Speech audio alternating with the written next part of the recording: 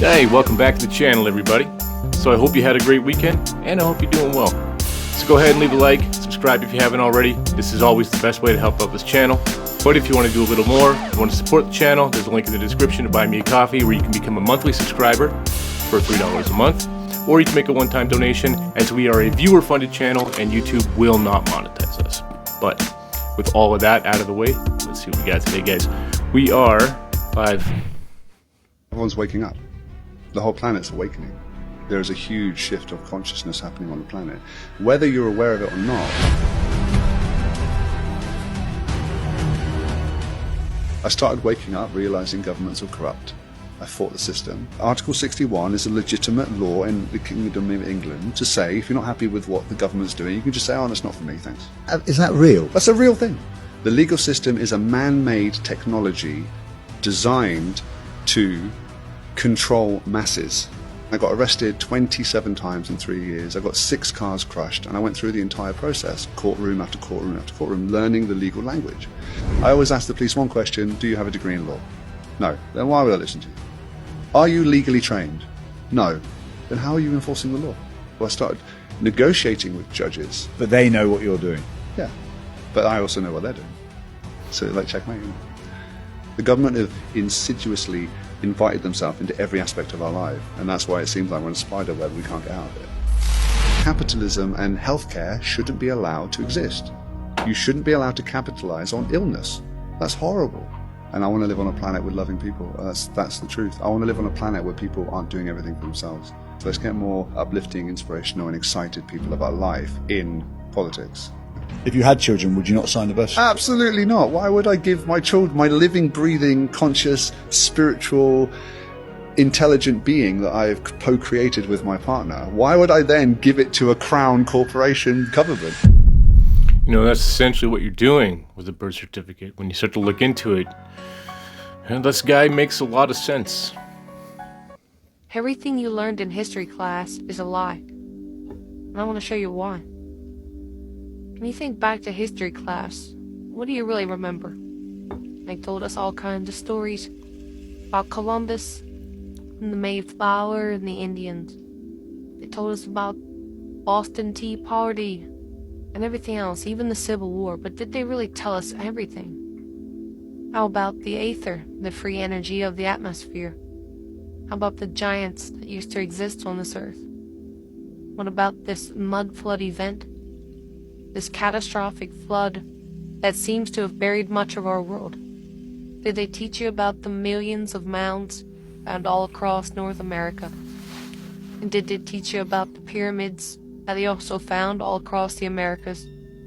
How about the mummies they found in the Grand Canyon? There's an article from the 1800s I posted before that says Columbus came to the Americas in 1492 to seek the Grand Khan of Tartary.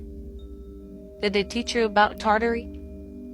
Did they show you that on the maps of Tartary there's actually names of cities? Did you get to read any of the books on aether written in the 1800s, or they were made obsolete?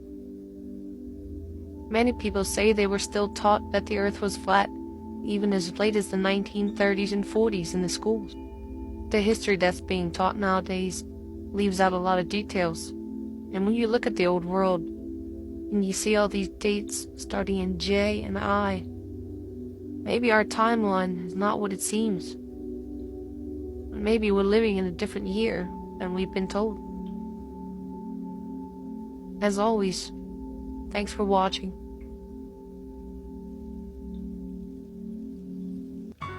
Yeah, there's some good points made there. Let's see what else we find. I'm going to comment about this, and I'm going to shock you.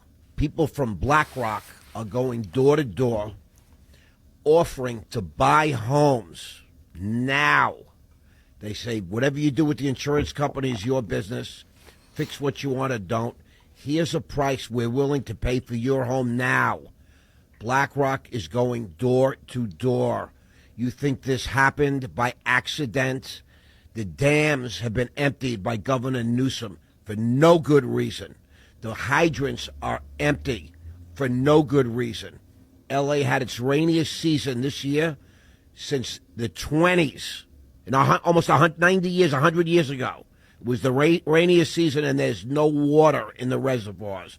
3 months ago, State Farm, the big insurer in L.A., just happened to cancel everybody's fire policies because the governor decided not to allow State Farm to increase their prices.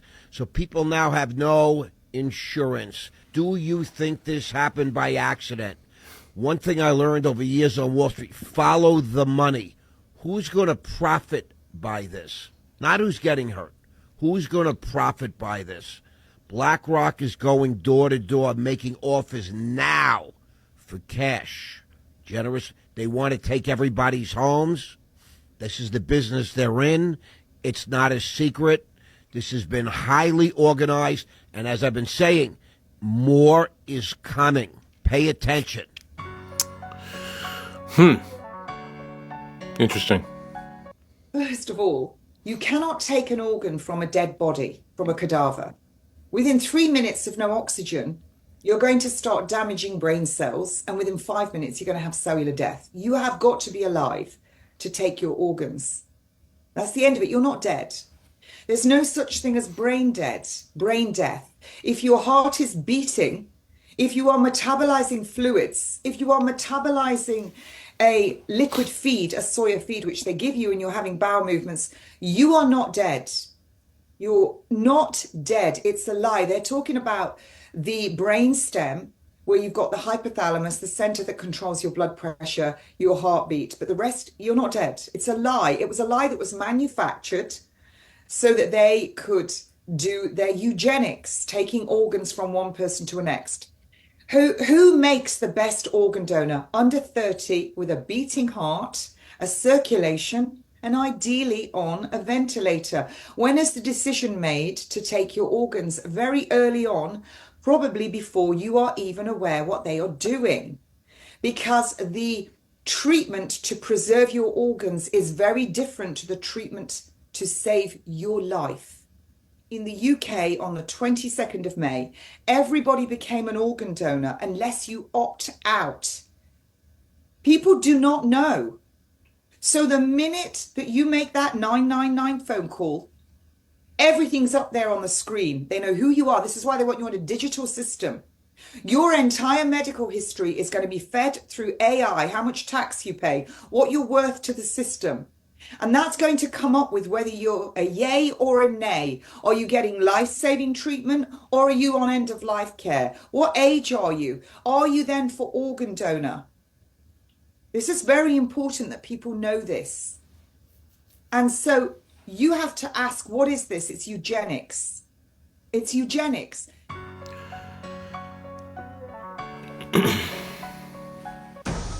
Check this out. The common law is the real law, the supreme law of the land. The code, rules, regulations, policy, and statutes are not the law. Supreme Court case, Self versus Ray. Legislated statutes enforced upon the people in the name of law are a fraud. They have no authority and are without mercy. Justice without mercy is godless and therefore repugnant to our United States Constitution. Lawmakers were given authority by the people to legislate codes, rules, regulations, and statutes, which are policies, procedures, and law, to control the behavior of bureaucrats, elected and appointed officials, municipalities, and agencies, but were never given authority to control the behavior of the people. It's an interesting little tidbit there, this common law, maritime law. I just found out something crazy about Wi-Fi and all these other different frequency bands, and it is shocking. Did you know that mold, which is in like 90% of people's homes, bathrooms, any other moist areas, basements, the growth and toxicity of mold is increased by electromagnetic frequencies like Wi-Fi. So if you didn't know, mold is one of the, especially black mold, and there's green mold too, are some of the most toxic things that people are exposed to in their homes. And indoor air quality can be like 1,000 times worse than outdoor air quality, even if you're living in a big city with lots of vehicles and freaking dryer vents pumping out those synthetic fragrances, etc. But so now it's a perfect toxic concoction because Wi-Fi increases the mold growth and can actually be strengthened by it. The production of biotoxins in mold culture increased more than 600 times after being exposed to ambient electromagnetic EMF frequencies. Well, get to cleaning that mold, guys.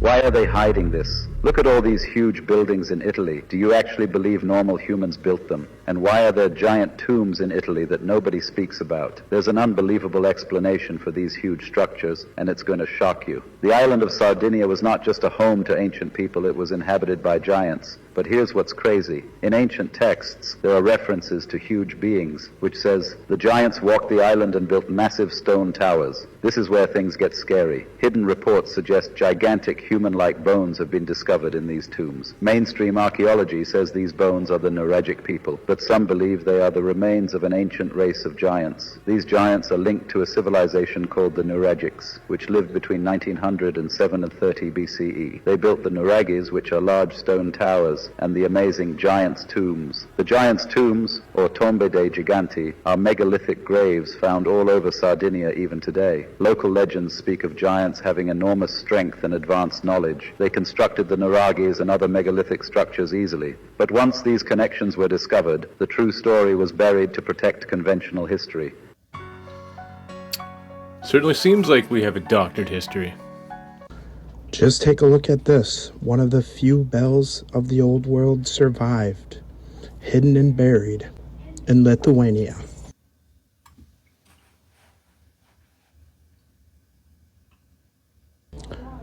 This beautiful massive bell, over 100 years old. Look at the machinery it takes to lift it out of that hole. Just look how heavy it is. But what happened to all the bells of the old world? Where did they all go? The ones that used to adorn all of the church's towers. They tell us they were removed and melted down for ammunition in one of their many ill-fought wars at our expense. But what we were intentionally not made to realize is just how important these bells were in the old world. Churches, temples, buildings adorned with bell towers were not just idle places of worship. They were the healing centers of the old world, operating similar to the principles of the Rife machine, using frequency and vibration, a technology and capability known very well in the old world. Why would we be allowed such empowering freedoms?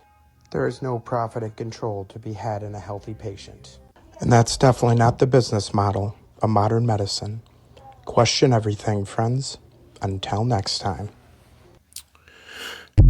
He always makes a good point, but just the sheer volume of bells that they used to get rid of is questionable. Have you guys ever wondered if Old Testament rules can apply to today and even help you live a better, healthier life? Let's talk about it. Today we're going to talk about an Old Testament law concerning mixed fabrics. Deuteronomy 22:11. Thou shalt not wear a garment of diverse sorts as of woolen and linen together. Basically, this law is saying don't wear mixed fabrics. Now, why in the world would God make such a rule? I've never really seen any pastor quite explain such bizarre laws such as this. Why were they not allowed to wear mixed fabrics? Why was that a law? Well, this Old Testament law actually has to do with science that can apply to today. This is a doctor known as Heidi Yellen. She's a researcher who studied frequencies in fabrics. A doctor named Heidi Yellen did a study on fabrics, and this was the conclusion. The human body has a signature frequency of 100, and organic cotton is 100. Therefore, you don't want to wear a garment under 100 that is lower than the frequency of the human body. A sickly, nearly dead person has a frequency of 15, and materials such as polyester, rayon, silk, and spandex register at 15. Science proves that any fabric worn that has a frequency less than 100, our bodies puts a strain on us, which causes disease, inflammation, and other sicknesses. The only super fabrics are wool and linen, both measuring in at 5,000, which energizes the body and helps fight disease. Linen is a super fabric. Like I said, its frequency is 5,000. Wool is also 5,000, but when mixed together with linen, the frequencies cancel each other out and fall to zero. Even wearing a wool sweater on top of linen outfit in a study collapsed the electric field. The reason for this could be that the energy field of wool flows from left to right, while that of linen flows in the opposite direction from right to left. So yeah, when these two super fabrics are mixed together, they cancel each other out and the frequency goes to zero, from 5,000 to zero, which is incredibly unhealthy for your body. Can cause strain, inflammation, disease. Here's some facts about linen. Number 1, sleeping in linen helps people fall asleep faster and deeper. Number 2, it improves mood. Number 3, considered holy attire. Number 4, made up of flax. Number 6, rapid healing from surgeries and other ailments, which would explain why hospitals use linen for their beds. Number 7, resistant to fungus and bacteria. Number 8, barrier to some diseases. Number 9, regulates body temperature. It insulates in the cold and cool and breathable when it's warm. But all these benefits of fabrics such as linen disappear when you mix them. Its frequency goes to zero, which, like I said, can cause inflammation, strain on the body, etc. Another researcher, Dr. Philip Callahan, discovered that flax cloth, linen, acts as an antenna for the energy. He found that when the pure flax cloth was put over a wound or local pain, it greatly accelerated the healing process. What he was using to discover this is a oscilloscope. So yes, the type of fabric you wear, and if you mix it, can affect the body. So God knew what he was talking about. This wasn't just some random law to separate the Israelites. This was a law concerning health and well-being. And the science applies today to mixed fabrics. All right, thank you. That's pretty fascinating, and I've been hearing a lot about this. Even sleeping on mattresses. Do you want to know what cities like Los Angeles, California, Maui, Hawaii, Santiago, Chile, Valencia, Spain, and Catania, Italy have in common? Last year it was announced that all of them would be smart cities, much like the city of Los Angeles. And coincidentally, each one of those cities experienced a devastating fire that destroyed millions and possibly billions of dollars. It's crazy that now smart cities are having a reputation of catching fire. And that should also beg the question, what other cities around where we live and around where you live are scheduled to be part of smart city movement? And just in case you're curious, some of these are major cities like San Jose, California, Cary, North Carolina, Dallas, Texas, Chicago, Illinois, Austin, Texas, Columbus, Ohio, Pittsburgh, Pennsylvania. I'm not saying that any of this is going to happen in those cities. This is simply for informational purposes only, and I'm just trying to make people aware. Yeah, Jasper, Canada, I believe a couple cities in BC. How much are they? So a robot like Melody is $150,000, and that's fully AI capable and customized. We can actually make the robot look like anything you want. You can come to us and say, we would like to give us a picture of someone, and we can make that robot customized to you, and we can customize the AI so that it knows exactly what you want it to know. So it can learn about your company, it can learn about your product, okay, or it can be your girlfriend. Are we going to be like, this is my God, this is my family member? Well, you could. We always say you can take our robots as a date to a wedding. We have this here on display for people to touch, so you can give that a feel and see how that feels. These faces are all modular, so we could actually take the faces off Melody and Aria, throw this one on top. It's all magnetized or special technology. Press a button, and then you have a different robotic character. This allows us to provide flexibility for our clients. If they change their minds and they want a different character, we can design a different face for them, and then they can add that on very easily. Are they easy to swap? How long does it take to swap? It takes about 10 seconds. You just peel it off and then put the other one on. It's our patented system with magnets. I don't like where this is going. So let's take a look at these World's Fairs. Not just the fact that they were built in an impossibly short time frame and torn down only 6 months later, but let's look at the timeline of these fairs themselves. And though they go even further back than 1893, we'll just start with Chicago in 1893. And then, not even a year later, you have San Francisco's World Fair in 1894, and then again on to Georgia a year later in 1895, their World's Fair. And then they must have took a year off because I couldn't find anything on 1896, but 1897 you have Stockholm's World Fair, and I guess to make up from taking a year off, we have the World's Fair that same year in Tennessee. So you're beginning to see a pattern of how impossible these are. temporary. You can make them with Legos, whatever. Almost yearly. Some places like Tennessee here and in Stockholm here, you have 2 World's Fairs going on the same year. There is not enough skilled labor, manpower, slave or otherwise, to make these detailed and intricate structures, hundreds of them, temporarily, and then tear them down in 6 months. None of that makes sense. But it continues. Of course, after 1897, you have them going to Omaha, Nebraska in 1898, a state with less than 200,000 people in Omaha at the time.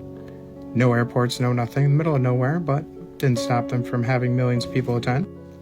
And then we go to Paris in 1899,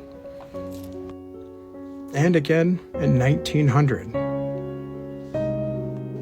Then in one of my personal favorite ones, we go to Buffalo, New York in 1901. And then back to France in 1902 with their modest yet still beautiful World's Fair here. And then lastly, we have St. Louis in 1904. So in a span of about 10 years, we have more than that in World's Fairs. And it would be believable if perhaps we pulled anything off closely to that scale today. And maybe it'd be more believable if it was one of these extravagant over-the-top fairs every 10 years or so. But to say one of these were going on every year, sometimes even twice a year, is wild. Question everything, friends. Until next time. Yeah, 100%. It's a fascinating topic. Just check out those episodes. When I say history is a lie, I mean his story is a lie. So, Napoleon once said, history is a set of lies agreed upon. And the way that they're able to achieve this is to take away 1,000 real years and replace them with 1,000 fake years. If you look into old coins, at the start of the date, you will see a letter J. You can even find them on old buildings. This J, throughout history, gets changed into a 1. So it no longer says 827, but the year 1827. Sometimes it gets changed into a letter I. Can you see that? This coin clearly shows 654, but the label in the museum will say 1654. There's no excuse for this one, because it doesn't even have an I or a J. So to the untrained eye, that says 1648, but that's a J, so that's really 648. They've added 1,000 years to our timeline. That's an interesting theory. Yo, the glitter conspiracy is a rabbit hole you are not ready for. So I didn't know this, but there's legit only like 2 main manufacturers of glitter in the world, both of which are based in New Jersey, of all places. And yes, I'm talking like regular glitter, the same stuff you use in arts and crafts. One of these companies is like super secret and private, that apparently invented glitter themselves and is very hush-hush about everything. And the other is GlitterX. No one really thought much of it until it came out that we actually have a worldwide shortage of glitter back in 2018. Kind of a weird thing to be short of. So a journalist from the New York Times went in to interview the team at GlitterX to find out. She casually asked if she could tour the factory, and surprisingly, GlitterX told her absolutely not. Like, there was no debate about it. She was strictly not allowed to see how glitter was made, and wasn't even allowed to be in a nearby room to even hear how it's made. So instead, she was just left to interview a manager at the company, and things just kept getting sketchier. She asks the manager if she could tell her what industry serves as her biggest market, and the GlitterX rep instantly, without hesitation, tells her, no, I absolutely cannot tell you. Confused, the journalist asks her if she knows who their biggest customer is, and she replies with, oh god, yes, and you would never guess it. Let's just leave it at that. Asking why she can't talk about it, she responds by saying because they don't want anyone to know that it is glitter, and that if you looked at it, you wouldn't even know that it's glitter. The journalist then asks if you'd even be able to see the glitter at all in the finished product, to which the manager replies, oh, you'd be able to see something, but it's, yeah, I can't. And this interview single-handedly sparked the great glitter rabbit hole of the internet. Apparently, these clients that purchase glitter are all under a very strict confidentiality clause with GlitterX. They really do not want people to know that their products are made from the sparkly stuff. The industry these products are part of is clearly massive, yet no one knows what it is. So what even is glitter? By definition, it is aluminum metallized polyethylene terephthalate, essentially plastic that has been aluminized and shredded into tiny specks that sparkle. And it's used in a lot of things, from credit cards, passports, currency, football helmets, cosmetics, jet skis, granite countertops, even toothpaste, allegedly. But none of these are quite big enough to be this top industry buyer of glitter. One of the leading theories is that this biggest glitter industry is for boat paint, which many manufacturers do admit they use it in their boats. And they don't want people to know about it because of how much microplastics in the glitter these boats are really dumping into the ocean, which is a hot topic these days and is why they'd want to keep it such a secret. Others claim that it's being dumped into beaches to make the sand sparkle, or that it's just Crest toothpaste and we're rubbing the microplastics directly into our gums, as well as for use in military applications, which would obviously be highly classified, and this is where the theory takes an unexpected turn. Remember that super secret company that basically founded glitter, the other New Jersey company that isn't GlitterX? Turns out they're actually not as big of a secret as they'd like to be, called Meadowbrook Inventions, which was founded by Henry F. Rushman, a German-American machinist who invented modern glitter in the 1930s, and also happened to be part of the Manhattan Project, the highly classified operation that created the atom bomb. So the guy who invented glitter also helped create the world's first nuclear weapon. Who would have known? Meadowbrook's machines that make glitter are also commonly used for government contracts for products like rocket fuel, airplane brake shoes, and anti-radar chaff, which are chopped up fibers they shoot out of military planes that can block radar, redirect heat-seeking missiles, and can even be used to simulate poor weather conditions on radar. Good thing the government would never do that. Henry W. Rushman, the son of the original creator, was interviewed and even admitted to what they were really using glitter for all these years, specifically mentioning money, passports, toothpaste, and all those military applications like that anti-radar chaff, and even mentioned it was used in special batteries they produced for a military contractor called Picatinny Arsenal. Batteries that he claimed produce more electricity than any other battery we've ever known, and was pretty quiet about it after that. If there's anything we've learned about the government, it's that they love spending money, and their budget is essentially endless, especially if it's for the military. And given all these military uses of glitter, as well as its founder's roots in the Manhattan Projects and connection to atomic bombs, this one might be our answer. What other industry could be so secret that the New York Times article described it as CIA levels of obfuscation? How about the CIA itself? Perhaps once again the government is behind it all, using the same sparkly powder found in children's art projects for military applications, fighter jets, rocket fuel, money, and passports. Possibly even some new high-tech super battery they don't want the rest of us to know about. What a plot twist that would be if glitter, of all things, ends up being the government's top secret weapon to control the masses. Well, thank you to Phil's Pixel for that one. That's a wild one, guys. This is a crazy rabbit hole. There's not a whole lot more to find on it. That was a pretty good summary of that. But if I come across any more, I promise I will upload it. This is an intriguing one, at least to me. So, yeah.